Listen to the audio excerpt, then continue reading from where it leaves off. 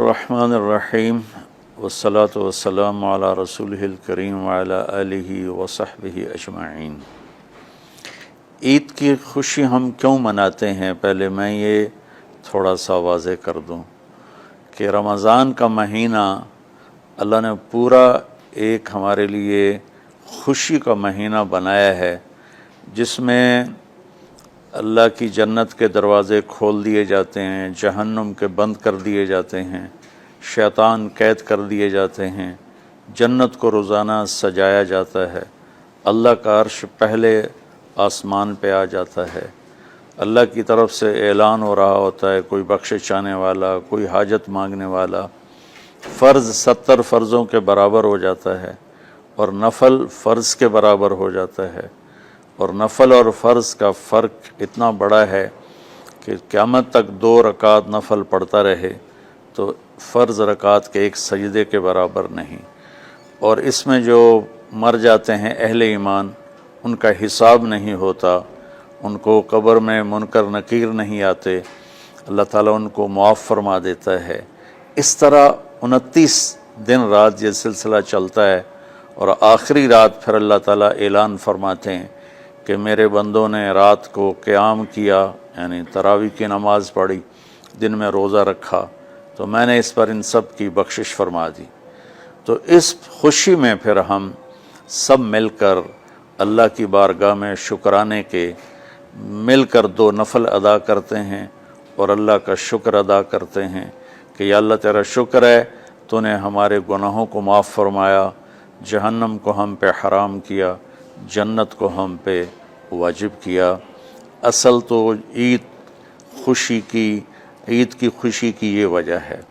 باقی جو اداسیاں ہیں، ڈپریشنیں ہیں، اس کی وجہ آپس کی محبتوں کا کم ہو جانا ہے، اور دنیا کی ایسی دوڑ جس نے اپنے آپ کو بھی بھلا دیا ہے، اور آپس کی نفرتیں ہیں، اور آپس کے بغض حسد ہیں، ان منفی جذبوں نے ہماری خوشیوں کو دھندلا دیا ہے، ورنہ رمضان کا ہر لمحہ خوشی کے لیے ہے، اور عید اس کی پیک ہے، اور پوری زندگی اللہ راضی ہو رہا ہو تو خوشی ہی خوشی ہے۔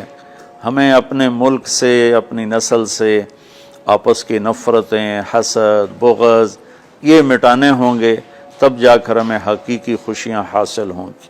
آپ عید کے لیے غسل فرماتے تھے اور اپنے کپڑوں میں سے اچھے کپڑے منتخب فرماتے تھے، اور فجر کی نماز کے بعد آپ اشراق نہیں پڑھتے تھے اس دن، باقی آپ کی ساری زندگی کا معمول تھا کہ فجر کے بعد آپ اشراق پڑھتے تھے، لیکن اس دن آپ اشراق نہیں پڑھتے تھے، غسل فرما کے پھر کچھ کھا کے، کوئی میٹھی چیز، کھجور ہی عام طور پر ہوتی تھی، کھجور کھا کے پھر آپ عیدگاہ کی طرف تشریف لے جاتے تھے، اور پہلے نماز پڑھاتے تھے، پھر خطبہ ہوتا تھا، اور اس کے بعد جس راستے سے آپ جاتے تھے اس راستے کو چھوڑ کر پھر اور راستے سے گھر واپس آتے تھے، پھر وفود سے ملاقات کرتے تھے، سرداروں سے، صحابہ سے ملاقات کرتے تھے، اس میں کچھ کھانوں کا اہتمام بھی ہوتا تھا۔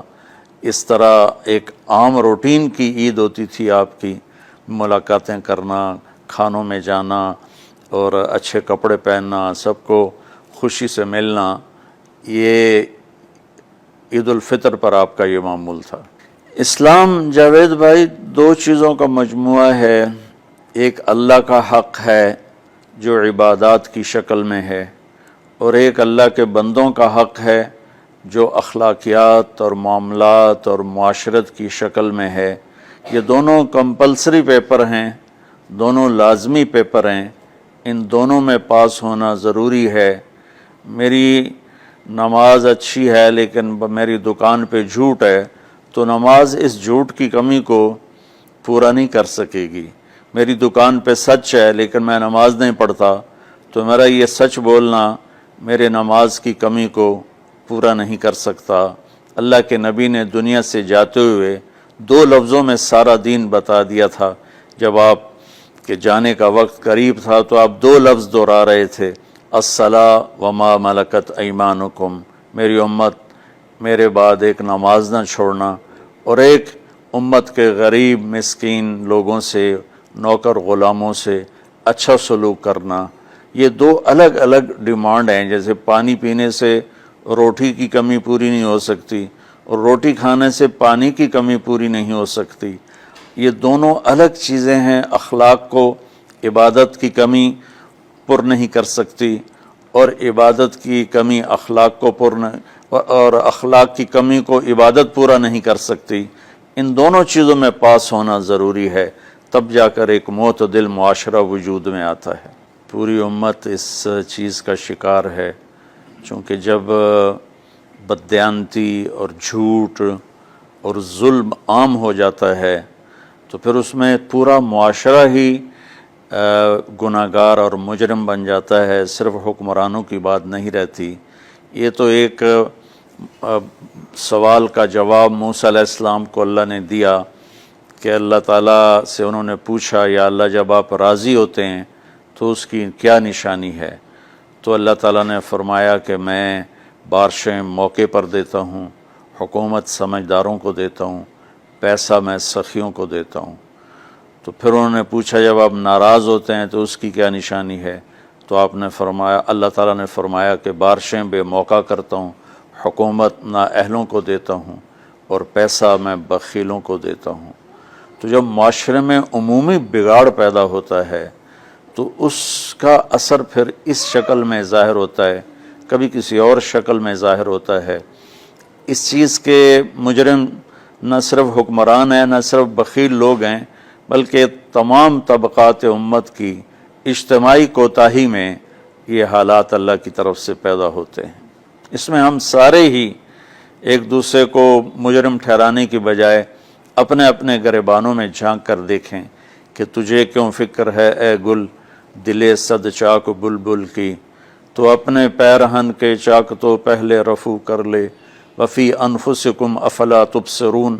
ہر آدمی اپنے عیب دیکھے، اپنی کمیاں دیکھے اور انہیں دور کرنے کی وہ کوشش کرے، تو پھر ایک خوبصورت معاشرہ تشکیل پا سکتا ہے۔ کہ میں اس عید کے خوشی کے موقع پر اپنی قوم سے ہاتھ جوڑ کے اپیل کروں گا کہ جھوٹ بولنا چھوڑ دیں، دھوکہ دینا چھوڑ دیں اور ظلم کرنا چھوڑ دیں۔ مذہبی نفرت نے ہمیں تباہ کر دیا، سیاسی نفرت نے ہمیں تباہ کر دیا، صوبائی قومی نفرت نے ہمیں تباہ کر دیا، آپس کی رنجشوں کی نفرت نے ہمیں تباہ کر دیا۔ میں ساری قوم کے سامنے جھولی پھیلا کر چاروں صوبوں کے رہنے والوں سے اور ہر مکتب فکر سے متعلق اہل ایمان سے یہ درخواست کرتا ہوں کہ آئیں ہم سچائی کو اپنا ساتھی بنائیں اور دیانتداری سے اپنے آپ کو آراستہ کریں اور انصاف کا ساتھ دیں، نہ ظالم بنیں نہ ظالم کا ساتھ دیں۔ ایک حدیث سنا کے بات ختم کرتے ہیں۔ میرے نبی وضو فرما رہے تھے تو صحابہ آپ کے وضو کا پانی گرنے نہیں دے رہے تھے، نیچے سے لے کر کوئی پی رہا تھا، کوئی منہ پہ مل رہا تھا۔ تو آپ نے فرمایا ما یحملکم علی ھذا، یہ کیا کر رہے ہو؟ وہ کہنے لگے یا رسول اللہ، اللہ اس کے رسول کی محبت میں کر رہے ہیں۔ تو آپ نے فرمایا میں تمہیں بتاتا ہوں اللہ اس کے رسول سے محبت کرنے والا کون ہوتا ہے۔ فَلْيُصْدِقِ الْحَدِيثَ إِذَا حَدَّثَ، اللہ رسول سے محبت کرنے والا وہ ہوتا ہے جو ہمیشہ سچ بولتا ہے۔ فَلْيُؤَدِّ الْأَمَانَةَ إِذَا تُؤْمِنَ، جو ہمیشہ امانت داری سے کام لیتا ہے، کبھی دھوکہ فراڈ نہیں کرتا۔ فَلْيُحْسِنْ جِوَارَ مَنْ جَاوَرَهُ، اور جو ہمیشہ اپنے پڑوسیوں کے ساتھ اچھا سلوک کرتا ہے، پڑوسی اپنے ہوں، غیر ہوں، مسلم ہوں، نان مسلم ہوں، وہ ان کے ساتھ اچھا سلوک کرتا ہے۔ یہ تین نشانیاں ہیں عشق رسول کی۔ یہ تین باتیں میری قوم اپنا لے تو یہ اندھیرے اجالوں میں انشاءاللہ تبدیل ہو جائیں گی۔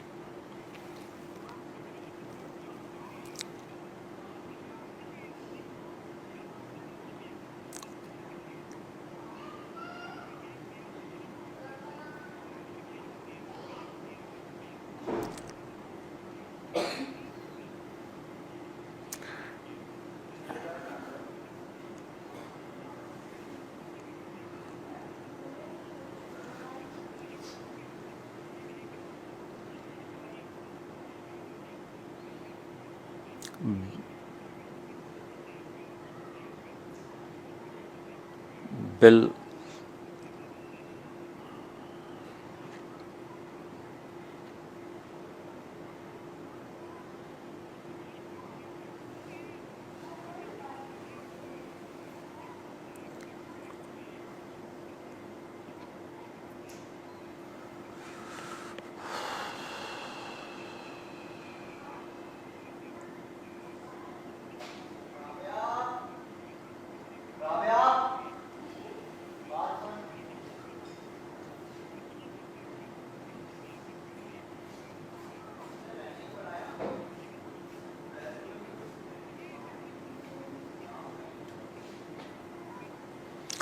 امید تو کبھی چھوڑنی نہیں چاہیے. جیسے دیکھیں مریض کے ساتھ ڈاکٹر آخری حد تک جان مارتا ہے، اس کی جان بچانے کی کوشش کرتا ہے، پھر باقی جس کے نصیب میں موت ہوتی ہے وہ مر جاتا ہے، لیکن ڈاکٹر کبھی بھی اس وجہ سے نہیں چھوڑ دیتا کہ یہ مر جائے گا. تو ہم اللہ کی رحمت سے بالکل نا امید نہ ہوں، مایوس نہ ہوں. مجھے اللہ کی ذات سے بہت امید ہے. ہمارا جو اس وقت قائد ہے اسے سیاسی بیان نہ سمجھا جائے اللہ کے واسطے. میں ایک پاکستان کا شہری ہونے کی حیثیت سے اپنا تجزیہ پیش کر رہا ہوں. غلط بھی ہو سکتا ہے، صحیح بھی ہو سکتا ہے. وہ بہت مخلص محنتی آدمی ہے. تو مجھے اللہ کی ذات سے امید ہے اگر ہم سب مل کر ساتھ دیں سچائی کا، دیانتداری کا، انصاف کا، اور آپس کی نفرتوں کو مٹا دیں تو انشاءاللہ ضرور صبح ہوگی. کوئی وجہ ہی نہیں کہ صبح نہ ہو.